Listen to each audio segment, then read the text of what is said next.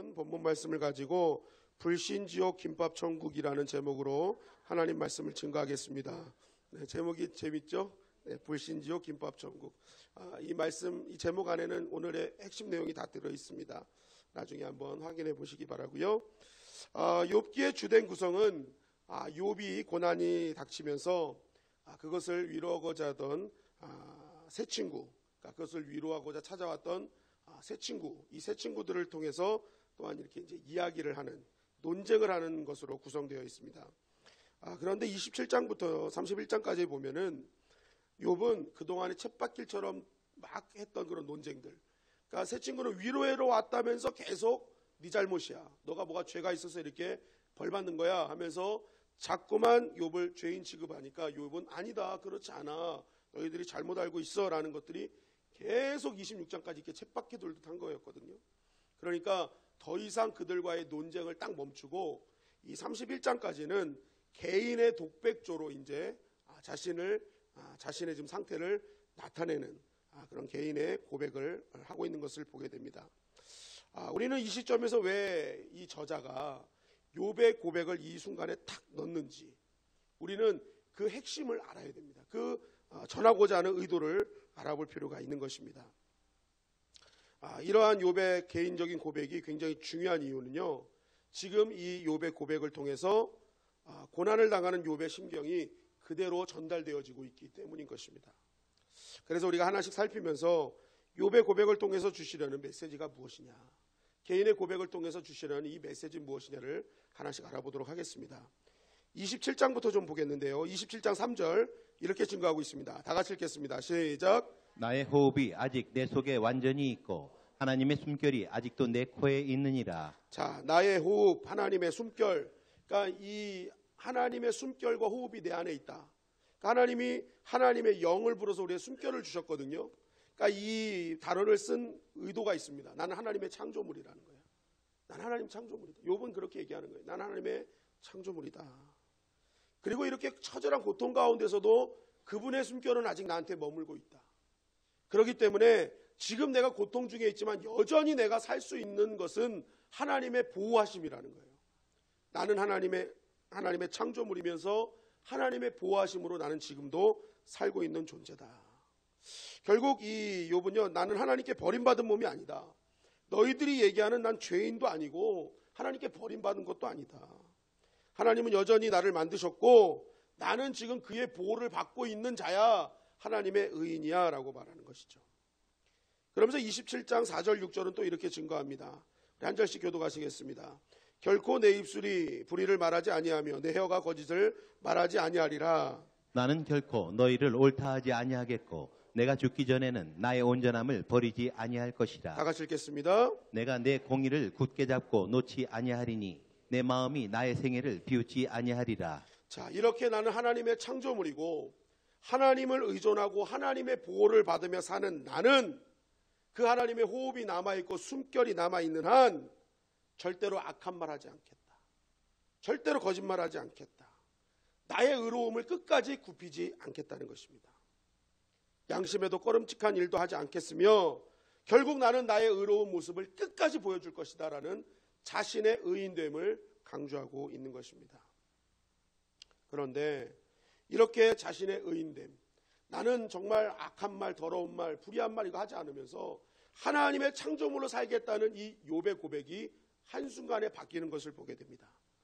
욥기서 27장 14절 15절 다 같이 읽겠습니다. 시작. 그의 자손은 번성하여도 칼을 위하며 그의 후손은 음식물로 배부르지 못할 것이며 그 남은 자들은 죽음의 병이 돌 때에 묻히리니 그들의 가부들이 울지 못할 것이며. 자, 자신은 의인이라고 했어요. 나는 입술로 함부로 말 안 할 거고 거짓말도 안 할 거고 정말 하나님의 사람답게 살 거야 라고 얘기하는데, 여기서 이제 욥은 이렇게 합니다. 그의라는 것은 이제 악인들이에요. 악인들. 이 악인들은 비록 자손이 많다 해도 모두 전쟁에서 죽어버릴 것이다. 그리고 그 자손들은 배불리 먹을 것이 없을 것이다. 살아있을지라도 살아남을지라도 다 연병으로 죽을 것이다. 다 매장될 것이다. 그리고 살아남은 과부들은 너무 기가 막혀서 울지도 못할 것이다 라고 얘기하는 거예요. 그러면서 또 19절 21절은 27장 19절 21절은 또 이렇게 얘기합니다. 다 같이 읽겠습니다. 시작. 부자로 누우려니와 다시는 그렇지 못할 것이요 눈을 뜬즉 아무것도 없으리라. 두려움이 물같이 그에게 닥칠 것이요 폭풍이 밤에 그를 앗아갈 것이며 동풍이 그를 들어올리리니 그는 사라질 것이며 그의 처소에서 그를 몰아내리라. 자, 부자가 잠자리에 들지만 그것이 마지막이 될 것이다. 다음 아침에 눈을 뜨면 너희는 알거지가 되어 있을 것이다. 두려움이 홍수처럼 몰려올 것이며 폭풍이 밤중에 그 너희들을 다 쓸어갈 것이다. 그리고 동풍이 와서 살던 집을 또 쓸어갈 것이다. 여러분 보십시오. 조금 전까지 욥은요 자신의 의인이라고 얘기했어요. 하나님의 보호함을 받는 자, 하나님을 의존하는 자, 나는 불의하지 않을 거야. 내 입술로 나쁜 말 하지 않을 거야. 거짓말하지 않을 거야. 했던 이 욥이 어떡합니까? 입술로 다른 사람들을 저주하고 있어요. 뭐예요? 완벽한 모순이라는 거죠. 조금 전까지 나 의인이야, 난 하나님의 사람이야 하면서도 실제적으로 입은 뭐예요? 지금 계속 저주하고 악한 말하고 하고 있는 거죠. 이런 거예요. 난 교양 있는 여자야 한 다음에 저들의 대가리 뭐가 들었을까? 뭐 이렇게 얘기하는 거 있잖아요. 자신은 늘 교양 있는 척하면서 나오는 말은 막 뭐 비속어를 쓰고 막 이런 거잖아요. 그죠? 그런 거예요. 그런 거 지금. 욥은 난 의인이야. 나 하나님의 사람이라니까. 막 이러면서 난 더러운 말도 안 할 거야. 그러면서 내 안에 하나님의 호흡이 있거든. 나는 하나님의 숨결이 있는 사람이거든. 막 이렇게 얘기하면서도 결국 뭐예요? 신앙 있는 척 하는데 결국 뭐예요? 나쁜 놈들은 다 죽어야 돼. 전염병을 걸어서 다 뒤져야 돼. 뭐예요? 완전히 뭐예요? 지금 다중인격인 거예요. 다중인격. 이랬다 저랬다 이랬다 저랬다. 그런데요 더 난감한 건 27장으로 넘어가서입니다. 욥기 28장 12절 14절은 이렇게 증거합니다. 다 같이 읽겠습니다. 시작. 그러나 지혜는 어디서 얻으며 명철이 있는 곳은 어디인고 그 길을 사람이 알지 못하나니 사람 사는 땅에서는 찾을 수 없구나. 깊은 물이 이르기를 내 속에 있지 아니하다 하며 바다가 이르기를 나와 함께 있지 아니하다 하느니라. 자, 28장은 진귀한 보석과 보물은 사람들이 다 찾을 수 있다는 거예요. 아무리 깊이 숨겨놔도 사람들이 이거 다 찾을 수 있는데 진짜 진귀한 게 뭐냐면 그 금은보화보다 더 귀한 것이 지혜와 명철이라는 거예요. 근데 그것을 어디서 얻을 수 있느냐? 28장 23절은 이렇게 증거합니다. 다 같이 읽겠습니다. 시작. 하나님이 그 길을 아시며 있는 곳을 아시나니. 28절입니다. 시작. 또 사람에게 말씀하셨도다. 보라 주를 경외함이 지혜요 악을 떠남이 명철이니라. 자, 뭐예요? 지혜와 명철이 정말 귀한 건데 이것은 누구와만 아신다? 하나님만 아신다. 하나님을 아는 것 경외함이 지혜고 악을 떠남이 명철이다 하면서 뭐예요? 결국 지혜와 명철 대단한 건데 이거는 위로부터 주시는 은혜다. 위로부터 주시는 능력이다. 그러니까 너희는 하늘을 사모해야 된다. 하나님 사모해야 된다. 하나님만을 경외하라 라고 강조하고 있는 거예요. 자, 보세요. 조금 전까지 나는 의인이야. 내 안에 하나님의 숨결이 살아있거든 하면서 나는 끝까지 의인처럼 살 거야 라고 고백했던 이 사람이 또 뭐예요? 모순처럼 사람들을 저주하고 막 이런 입술을 가지다가 또 뭐예요? 위로부터 주신 하나님의 능력을 구해라. 완전히 뭐 같아요. 그냥 막 왔다 갔다 이런 모습 저런 모습 자꾸만 말도 종잡을 수 없는 욥의 마음 상태를 계속적으로 보여주고 있다는 것입니다. 그러니까 욥의 고백을 통해서 지금 성경은요 지금 욥은 한순간도 쉬지 않고 마음이 오락가락하고 있다는 거예요. 하나님의 은혜를 찬양하고 난 의인이야 라고 얘기하다가도 그 입술로 더러운 말을 내뱉고 저주를 하고 또다시 하나님의 영광을 찬양하고 믿음을 보이기도 하면서 또 믿음이 없는 모습을 보이기도 하고. 여러분 결국 이 욥의 고백을 통해서 지금 욥의 고백은요 다중인격자 같은 변화무쌍한 모습이거든요. 이러한 욥의 심경을 통해서 우리에게 전하고자 하는 메시지가 무엇이냐는 거예요. 그것은요 사람이 고난을 당하면요 이럴 수 있다는 거예요. 사람이 고난을 당하면요 우리가 생각하는 것처럼 언제나 하나님 은혜를 주시고 언제나 기도의 자리에 나와서 예배를 드리고 그렇게만 할 수 있다는 게 아니라는 거예요.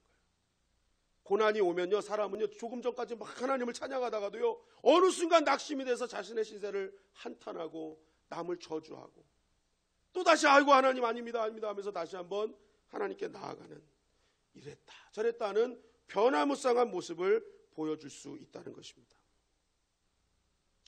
결국 고난 가운데 뭐예요? 그동안 알지 못했던 나의 진정한 모습을 볼 수 있다는 거죠. 여러분, 우리가 평안하고 우리가 모든 것을 누리고 있을 때는요, 누구나 다 나이스할 수 있어요. 그리고요, 진짜 내 모습을 모를 때가 있습니다. 왜냐하면 그것으로 다 포장이 되기 때문에. 그죠?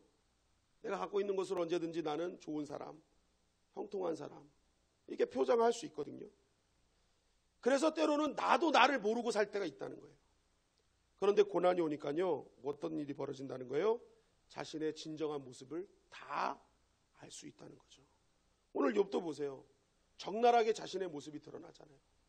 욥은 의인이었어요. 당대의 완벽한 자였어요. 그런데 이런 하나님께서 인정하는 의인도 고난이 오니까 그 안에 이러한 모습이 있더라는 거예요. 어제 다르고 오늘 다르고 오늘 다르고 내일 다르는 변화무쌍한 이 모습을 욥도 보여주더라는 거예요. 여러분, 그게 우리의 모습일 수 있다는 것이죠. 여러분, 결국 하나님이 우리에게 고난을 주시는 이유가 여기에 있는 것입니다. 고난을 통해서 너의 진정한 모습을 보라는 거예요. 너 그렇게 나이스한 사람 아니야. 너 뭐 대단한 사람 아니야. 네가 뭐 하는 것 같지? 네가 뭐 부름받아 나서니면 뭐 어디든지 갈 것 같지? 고난이 딱 오면요, 제일 먼저 예배를 포기하고 기도를 포기하는 게 너야 라는 거예요. 제일 먼저 찬양을 포기하는 게 너야 하는 것이 이 고백을 통해서 우리에게 밝히고 있는 것입니다. 그렇구나. 내가 이런 존재였구나. 고난이 오면 나는 이렇게 연약한 존재였구나 라는 것을 깨닫게 하시는 것이죠.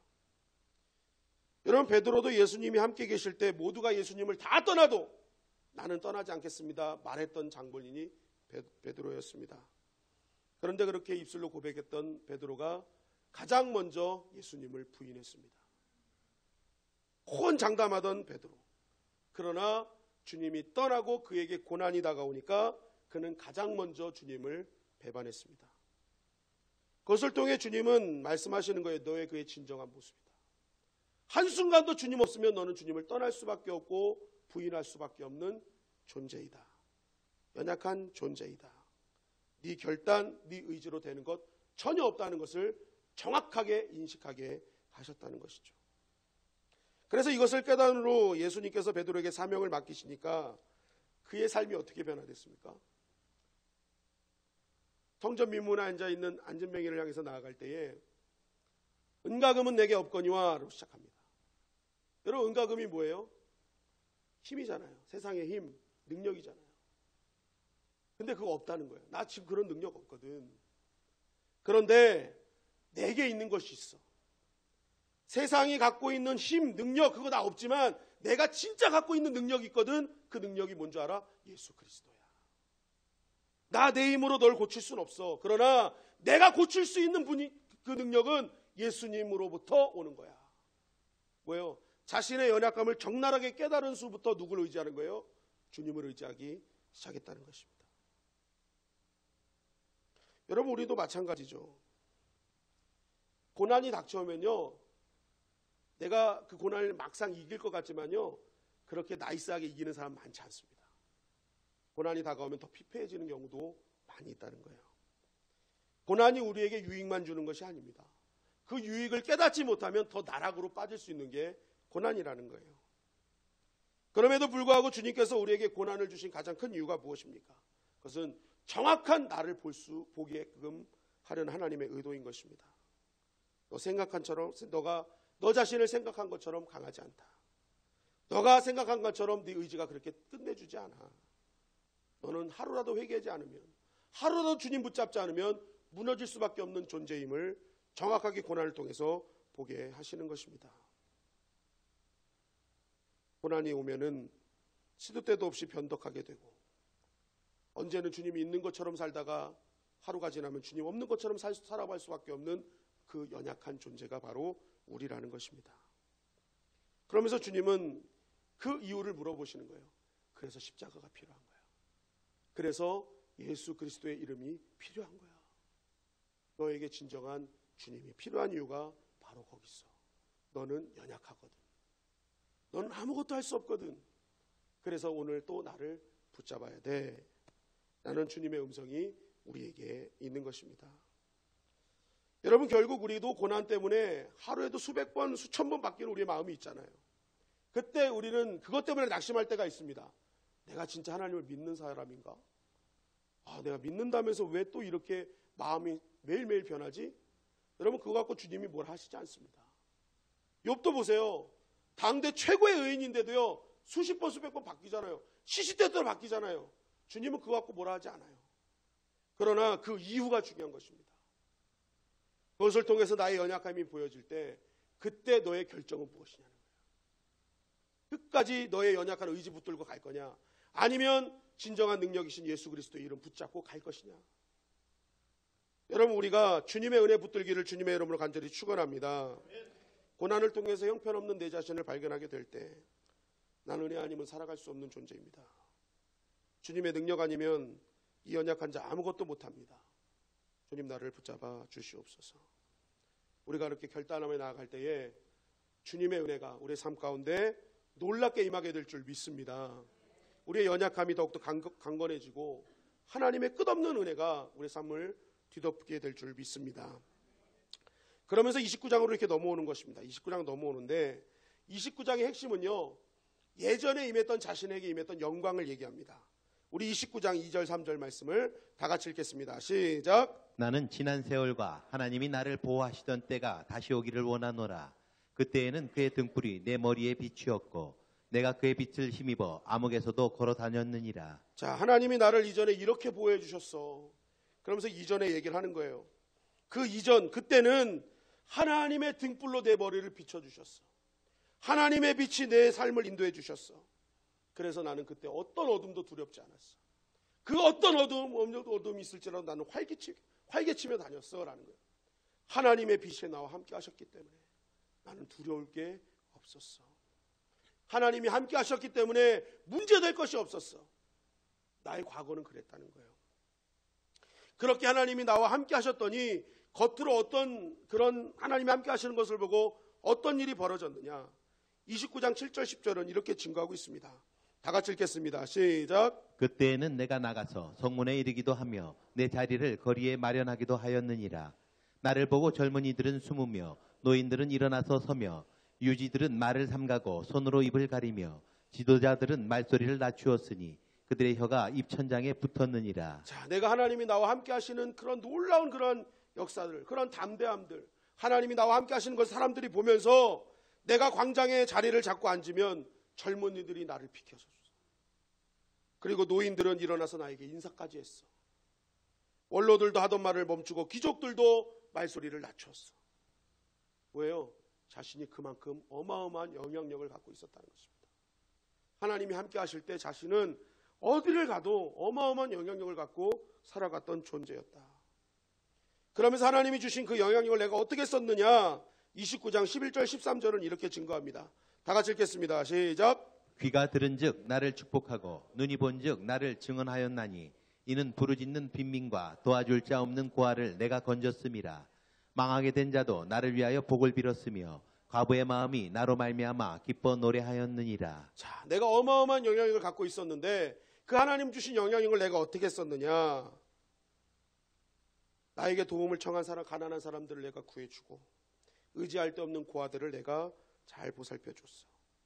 비참하게 죽어가는 사람들도 내가 자선을 베풀어줬고 내가 과부들의 마음을 알아줬고 도와줬기 때문에 그들은 나를 향한 기쁨의 노래를 불러줬어.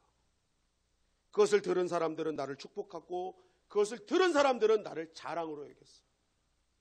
그러니까 하나님께서 함께 하시는 자의 영향력이 있었고 그 영향력을 뭐예요? 흘려보내는 인생을 살았다는 거예요. 어마어마한 영광스러운 인생을 내가 살았었어 라고 얘기를 하는 것입니다.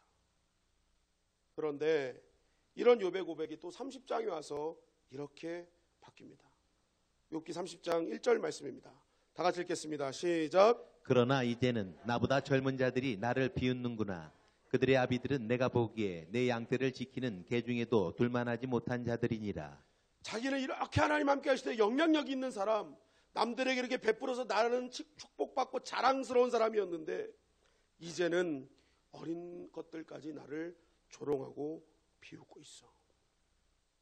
양떼를 지키는 개들 축에도 끼지 못하는 쓸모없는 자들의 자식들조차도 나를 지금 조롱하고 있어. 그러면서 9절 10절은 또 이렇게 증거하죠. 다 같이 읽겠습니다. 시작. 이제는 그들이 나를 노래로 조롱하며 내가 그들의 놀림거리가 되었으며 그들이 나를 미워하여 멀리하고 서슴지 않고 내 얼굴에 침을 뱉는도다. 이제는 모든 사람들이 조롱하는 조롱의 대상이 되었고 놀림거리가 되었고 심지어는 얼굴에 침까지 뱉는 그런 정신적인 고통 가운데 나는 지금 거하고 있음을 증거하고 있습니다. 그러면서 또한 욥은 30장 16절 17절을 통해서 정신적인 것뿐만이 아니라 나는 지금 육체적인 고통까지도 어마어마하게 받으면서 이제 나는 죽어가고 있어. 그런데 더 심각한 문제가 따로 있었습니다. 30장 19절 21절 말씀입니다. 다 같이 읽겠습니다. 시작. 하나님이 나를 진흙 가운데 던지셨고 나를 티끌과 재 같게 하셨구나. 내가 주께 부르짖으나 주께서 대답하지 아니하시오며 내가 섰사오나 주께서 나를 돌아보지 아니하시나이다. 주께서 돌이켜 내게 잔혹하게 하시고 힘있는 손으로 나를 대적하시나이다. 내가 정신적인 고통, 육체적인 고통 그거 견뎌낼 수 있어. 그런데 이제 내가 희망이 없고 소망이 없는 이유는 내가 주님께 부르짖으나 주님께서 나에게 대답이 없고 내가 주님께 기도하는데 나를 돌아보지 아니하는 그 주님. 너무나 그 주님은 나에게 잔혹하시고 나를 대적하고 계셔. 그러니까 정신적인 고통, 육체적인 고통은 어떻게 견뎌볼 만한데 이제는 하나님이 나에게 아무런 간섭도 하지 않으셔. 하나님은 나를 떠나셨어. 나를 잔혹하게 심판하고 계셔라는 거예요. 그래서 뭐예요? 과거에는 영광이 있었는데 이제 나는 끝났어. 이제 나는 죽었어. 아무런 힘과 아무런 소망도 없는 그러한 인생이 되고 말았음을 고백하고 있는 것입니다. 여러분 이 29장 30장의 이 말씀만을 놓고 우리가 볼 때 이 말씀을 통해서 우리에게 또 깨닫게 하시는 메시지는 무엇일까요?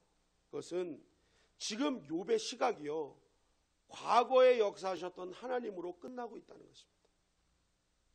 그 하나님은 지금 현재 내 삶과 내 미래에는 어떤 작용도 하시지 않는 그냥 과거에 머문 하나님, 죽은 하나님, 어떤 희망과 소망도 갖지 못하는 절대적인 믿음의 결여가 있는 모습으로 나아가고 있다는 것입니다. 그런 하나님을 바라보니까 뭐예요? 현재가 낙심되고 미래가 불투명하니까 더 이상 소망 없는 삶을 살게 되더라는 것입니다. 여러분 참 믿음의 시각은 무엇일까요? 제가 늘 말씀드리는 것 있습니다. 세 가지를 기억하라. 참 믿음의 시각 세 가지. 첫째, 에베네셀의 하나님. 둘째, 임마누엘의 하나님. 셋째, 여호와 이레의 하나님. 여러분 성경에서 우리에게 말씀하시는 하나님은요 과거에 나와 함께 하셨던 에베네셀의 하나님이 오늘 임마누엘의 하나님으로 역사하시고 내일 여호와 이레의 하나님으로 함께 하실 것임을 믿으라는 것입니다. 어제의 하나님이 오늘의 하나님이 오늘의 하나님이 내일의 하나님을 믿으라고 하는 것이 바로 성경의 정확한 믿음의 시각이라는 것입니다. 그런데 지금 욥은 뭐예요? 그것이 완전히 결여되어 있는 것입니다. 어제의 하나님으로만 머물고 있고 오늘 현재와 미래에는 역사하지 않는 하나님. 딱 그러니까 뭐예요? 하나님은 잔인한 하나님. 하나님은 나를 대적하는 하나님. 결국 뭐예요? 지금의 지옥 같은 삶이 그에게 임하였다고 말하고 있는 것입니다. 어제 하나님으로 머물고 그 이후에 하나님을 불신하니까 그때부터 자신의 삶이 지옥같이 되더라는 거예요. 여러분 우리가 예수천국 불신지옥을 외칠 때 우리는 불신지옥 하면은 그 예수님을 믿지 않으면 나중에 죽어서 지옥 간다고만 생각을 합니다. 그런데 여러분 저는 불신지옥을 다시 한번 이렇게 해석하고 싶어요. 내가 믿는 하나님이 과거의 하나님으로만 멈춰 있고 현재 나에게 역사하실 하나님, 앞으로 나의 미래를 책임지실 하나님을 믿지 못하면 그 순간부터 그 삶은 지옥과 같은 삶이라는 거예요. 그게 불신지옥이에요. 나에게 지금 역사하실 하나님 믿지 않으면 지금 내 삶이 지옥이 되는 거예요. 앞으로 나와 함께 하실 하나님을 믿지 못하면 미래가 지옥 같은 삶이 되어버리고 마는 것입니다. 아무리 산의 진미가 있어도, 아무리 나에게 최고급으로 내가 살고 있다 할지라도 현재 하나님이 없다면, 미래의 역사실 하나님이 없다면 그것은 결코 천국 같은 삶을 누릴 수 없다, 지옥과 같은 삶이 될 것이라 라고 말하는 것입니다. 예전 교회에서 제가 도난 사건을 당한 적이 있었습니다. 도난 사건이 되자마자 저는 목사의 직함을 때려치고 탐정으로 돌아섰습니다. 탐정으로 돌아서서 누가 도둑일까? 누가 내 돈을 훔쳐갔을까? 그때부터 저는 쪽지진 눈을 쳐다보면서 한 사람 한 사람을 쳐다보기 시작했습니다. 저 사람이 평소에 나한테 웃지도 않았는데 왜 갑자기 웃지? 먹을 것도 안 갖다 줬던 사람이 왜 갑자기 먹을 걸 갖다 주지? 하면서 모든 일들을 의심하기 시작했습니다. 감사하고 즐거워야 될 일을 뭐예요? 매일매일 의심을 하기 시작합니다. 뭔가 수상하다. 저 사람이 나한테 이럴 사람이 아닌데. 매일의 삶이 불신의 눈초리로 돌아서는 거예요. 의심의 눈초리가 되는 것입니다. 그때부터 천국을 맛봐야 될 교회가 지옥이 되어버렸어요. 누구나 환영하고 사랑해줘야 될 교회에 의심하고 그 사람을 혹시 도둑이 아닐까 정죄하는 그러한 공간으로 바꿔버리더라는 거예요. 내 현재의 순간에 하나님이 안 계시니까 내 삶이 지옥으로 바꿔버리더라는 거예요. 나중에 그 돈은 다른 옷 주머니에 있었습니다. 뭐예요? 그 순간 내가 하나님이 없어져 버리니까 그 삶 자체가 지옥이 되더라는 거예요. 여러분, 가정도 마찬가지 아닙니까? 부부가 서로 믿지 못하는 순간부터 그 가정은 지옥이 됩니다. 부모가 자녀를 믿어주지 않고 자녀도 부모를 믿지 않으면 그 가정은 그때부터 지옥이 되는 것입니다. 그 어느 곳에도 마찬가지입니다. 불신하기 시작하면 지옥이 되는 거예요. 하나님이 없는 인생은 지옥이 되는 것입니다. 어제 역사하셨던 하나님이 오늘도 역사하시고, 오늘 역사하신 하나님이 내일도 역사하시는 하나님을 믿는 순간부터 천국이 되는 것이지, 그것을 믿지 못하는 순간부터 내 삶은 뭐예요? 지옥이 되는 거예요. 여러분, 반대로 산의 진미는 없어도 드디어 김밥이 나와요. 김밥 한 줄 내 손에 있지만, 지금은 어렵고 힘들지만 오늘도 나와 지금까지 함께 하셨던 하나님이 역사하실 것이고, 내일도 하나님이 나와 함께 하실 것임을 믿을 때 진정한 소망이 생기며 그때부터 그 사람은 천국을 누릴 수 있는 것입니다. 김밥 한 줄에도 천국을 누리는 인생이 있고, 산의 진미가 있어도 지옥을 경험하는 인생이 있는 것입니다. 그래서 하박국 3장 17절 18절은 이렇게 우리에게 증거합니다. 다 같이 읽겠습니다. 시작. 비록 무화과 나무가 무성하지 못하며 포도나무에 열매가 없으며 감람나무에 소출이 없으며 밭에 먹을 것이 없으며 우리의 양이 없으며 외양간에 소가 없을지라도 나는 여호와로 말미암아 즐거워하며 나의 구원의 하나님으로 말미암아 기뻐하리로다. 아무것도 없어요. 희망도 없어요. 그러나 누가 있어요? 하나님이 계셔요. 그러니까 뭐예요? 나는 여호와로 인하여 즐거워할 수 있는 거예요. 아무것도 없어도 그것이 천국이 되는 것입니다. 내 영혼이 은총 입어 중한 죄짐 벗고 보니 슬픔 많은 이 세상도 천국으로 와도다. 할렐루야 찬양하세. 내 모든 죄 사함 받고 주 예수와 동행하니 그 어디나 하늘나라. 주 예수와 동행할 때 그곳이 하늘나라가 되는 것입니다. 여러분, 어제까지 우리와 함께 하셨던 하나님은 반드시 오늘도 역사하시고 우리의 내일도 역사하여 주실 줄 믿습니다. 하나님은 과거에만 계시는 분이 아니에요. 반드시 그 하나님은 오늘도 우리에게 함께 하시고 내일도 우리의 삶을 이끌어 가실 것이에요. 그래서 이것을 믿는 사람들은 어떻게 고백합니까? 지금 나에게 이 현재의 고난, 이거 아무것도 아니야. 이것을 믿음으로 이기면 장차 나에게 줄 영광은 정말 감당할 수 없는 영광이 나에게 임하게 될 것이야. 그렇게 고백할 수 있는 사람이 되는 것입니다. 여러분, 기독교는요, 세상이 죽었어. 세상은 죽었어. 거기서부터 다 끝났다고 생각을 해요. 그런데 여러분, 우리 기독교는요, 죽은 자리로부터 시작되는 거예요. 죽은 자리. 십자가로부터 부활의 영광이 시작되는 것입니다.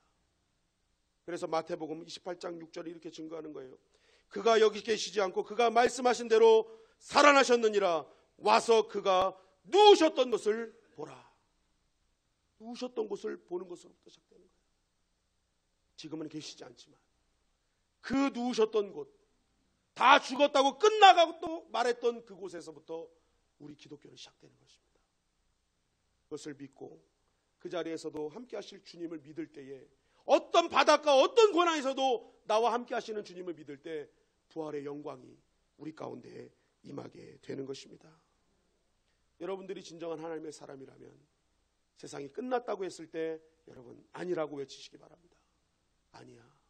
이 고난이 나를 무너뜨릴 수 없어. 왜? 나에게는 하나님이 계시거든. 나에게는 오늘도 함께 하시고 내일도 함께 하실 그 하나님이 계시거든. 여러분, 이러한 믿음의 고백을 통해서 하나님은 오늘도 우리의 삶 가운데 역사해 주실 줄 믿습니다. 여러분, 믿어도요, 고난당하면 누구나 다중이처럼 모습이 나타날 수가 있습니다. 그런데 그것을 보고 낙심하지 마십시오. 고난이 우리에게 주는 유익입니다. 너의 현실을 보라는 거예요. 너의 진짜 모습 보라는 거예요. 그렇게 연약한 존재이다. 주님 없으면 살 수 없는 존재이다. 다시 십자가 붙들라는 주님의 메시지인 것입니다. 또한 과거와 함께 하셨던 하나님은 반드시 오늘도 함께 하시고 내일도 함께 하실 것입니다. 우리가 주님 나라 가는 그 순간까지 주님 우리와 함께 하실 줄 믿습니다. 오늘 이 말씀 붙들고 끝까지 하나님 붙듦으로 말미암아 언제나 승리하는 저와 여러분들이 되시기를 주님의 이름으로 간절히 축원합니다.